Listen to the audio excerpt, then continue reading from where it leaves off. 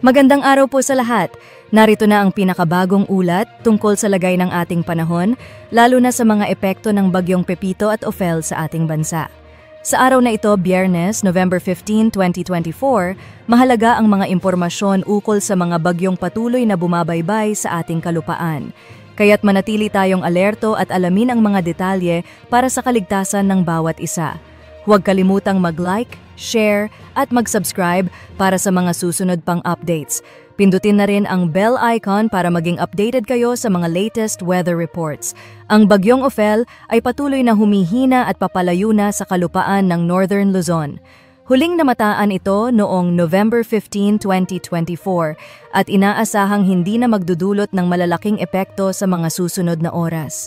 Sa kasalukuyan, hindi na ito direktang nakakaapekto sa mga pangunahing rehiyon, ngunit may mga natitirang epekto pa rin sa ilang lugar sa Hilaga. Sa kabilang banda, ang bagyong Pepito, ayon sa huling ulat, ang sentro ng bagyong Pepito ay namataan sa layong 215 kilometers northwest of Calayan, Cagayan. Taglay nito ang lakas ng hangin na umaabot sa 110 km per hour at may pagbugso ng hangin na umaabot sa 135 km per hour. Ang bagyong ito ay kumikilo sa direksyong pahilagang kanluran sa bilis na 20 km per hour. Sa kasalukuyan patuloy na lumalakas si bagyong Pepito. Habang lumalakas, nagiging mas malaki ang posibilidad nitong maglandfall sa mga lugar sa Southern Luzon. Ang mga lugar na ito ay magkakaroon ng mas matinding epekto, kabilang ang mga malalakas na pagulan at hangin. Bagamat patuloy na lumalakas si Pepito, patuloy rin ang mga pagbabago sa forecast track ng bagyo.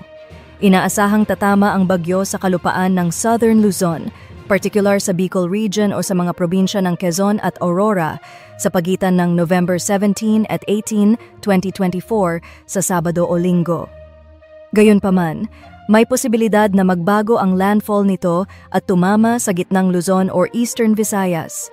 Dahil sa maganda ang kondisyon ng tubig sa Philippine Sea, may mataas na posibilidad na mag-rapid intensification si bagyong Pepito, kaya't may mga eksperto na nagsasabi na maaari itong maging super typhoon bago ito maglandfall.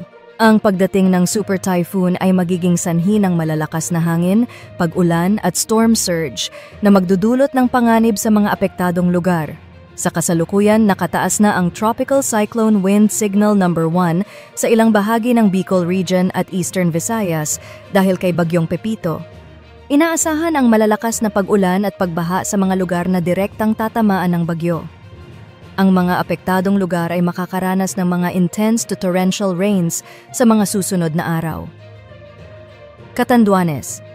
Inaasahan ang malalakas na pag-ulan bukas, November 16. Camarines Sur, Sorsogon, Albay, Northern Samar at Eastern Samar. Magkakaroon ng heavy to intense rains sa mga lugar na ito.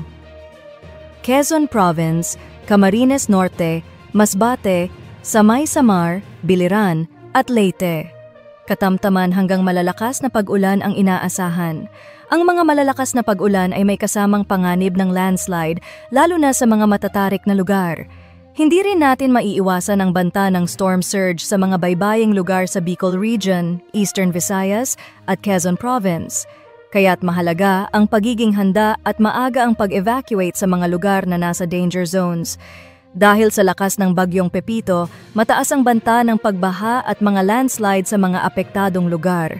Inirerekomenda ang mga sumusunod upang mapanatili ang kaligtasan ng bawat isa, maging handa sa evacuation, sundin ang mga paalala at advisories mula sa mga lokal na pamahalaan, iwasan ang paglabas ng bahay, kung hindi kinakailangan, manatili sa loob ng bahay upang makaiwas sa panganib ng malalakas na hangin at ulan.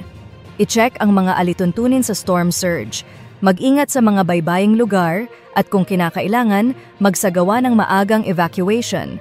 Patuloy na mamonitor ang mga galaw ni bagyong Pepito at magsasagawa pa ng mga update sa oras ng pangangailangan. Huwag kalimutang mag-subscribe sa aming channel para sa mga susunod pang weather updates. Pindutin ang bell icon upang makatanggap ng mga real-time na alerts at mag-ingat po tayong lahat. Maraming salamat po at manatiling ligtas.